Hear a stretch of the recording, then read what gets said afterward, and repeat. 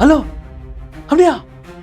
ஆ, அம்மா, ஐயோ, அப்படியா? இப்படி தாங்க எல்லாரும் பேசிக்கிட்டு இருக்காங்க. என்னன்னு கேட்டா போர் நடக்குதான், போர். அமெரிக்காவிலேயே ஈரானுக்கு. அமெரிக்காவுக்கும் ஈரானுக்கு தான் நடக்குது. அதுக்கு ஏன்டா நம்ம ஏன் இப்படி பேசிக்கிட்டு இருக்கணும்னு பார்த்தா காரணம் இருக்கு. தமிழ்நாட்டில் உள்ள எல்லா செய்தித்தாள்கள்லையும் எல்லா நியூஸ் சேனல்களையும் அவங்க பண்ற கூத்துனால தான் இப்படி வந்து அம்மாடி ஆத்தாடின்னு கதற வேண்டியிருக்கு. நான் சவுதி அரேபியாவில் இருக்கேங்க, ஜித்தாவில் இருக்கேன். இது வரைக்கும் எந்த ஒரு அசம்பாவிதமும் ஏற்படலை. இன்னைக்கு தேதி கரெக்டாக 4ஆம் தேதி, கரெக்டாக 1 மணி, இரவு 1 மணி. எந்த ஒரு பிரச்சனையும் கிடையாது. அதாவது பஹ்ரைனில் ஒரு குண்டு விழுந்துச்சு, குவைத்தில் ஒரு குண்டு விழுந்துச்சு, ஒமானில் ஒரு குண்டு விழுந்துச்சு. குண்டு எங்கே விழுந்துச்சு? ஊருக்குள்ளையெல்லாம் கிடையாது, கடற்கரையில்.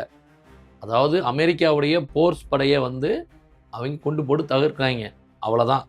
மற்றபடி எந்த ஒரு பிரச்சனையும் கிடையாது. எல்லாருமே ஷேப்பாக தான் இருக்கும், எந்த ஒரு பிரச்சனையும் கிடையாது. ஆனால் இந்த வீணாக போன இந்த செய்தித்தாள்கள்லையும் வீணாக போன நம்ம தமிழ்நாட்டில் உள்ள நியூஸ் சேனலில் உள்ளவன் தான் பல்லாயிரம் பேர் அவதி, சவுதி அரேபியாவில் தத்தளிக்கும் குடிமக்கள், இந்திய மக்கள் அப்படின்னு மொத்தமாக போடுறாங்க. பார்த்தா எவனுமே தத்தளிக்கல, எல்லாரும் அவன் வேலையை பார்த்துட்டு போயிட்டு தான் இருக்கான். அதனால் யாரும் பயப்படாதீங்க. திரும்ப திரும்ப சொல்கிறேன், இது வந்து இந்த போர் வந்து பார்த்தீங்கன்னா அமெரிக்காவுக்கும் ஈரானுக்கும் நடந்துக்கிட்டு இருக்கு. அதுவும் பார்த்தீங்கன்னா டைரெக்டாக நடக்கலை. எல்லாம் வந்து பார்த்தீங்கன்னா பக்கத்தில் உள்ளவங்க மட்டும் ஒவ்வொரு குண்டாக போட்டுக்கிட்டு இருக்காங்க. மற்றபடி எந்த ஒரு பிரச்சனையும் கிடையாது. ஆனால் ஈரானில் மட்டும் கிட்டத்தட்ட 750 பேருக்கு மேலே இறந்துருக்காங்க. அமெரிக்கா இஸ்ரேல் செஞ்ச சதினால் 750 பேர் அப்பாவி மக்கள் இறந்துருக்காங்க. உண்மையிலேயே அவர்களுக்காக நம்ம பிரார்த்தனை பண்ணுவோம். அதாவது கல்ஃப்களில் உள்ள எந்த ஒரு மனிதர்களுக்கும் பிரச்சனை கிடையாது. மக்கள் எல்லாம் சேஃபாக தான் இருக்காங்க. எல்லாருமே பிரார்த்தனை பண்ணுங்கள். யாரும் பயப்படாதீங்க. மொத்தத்தில் யாரும் பயப்படாதீங்க.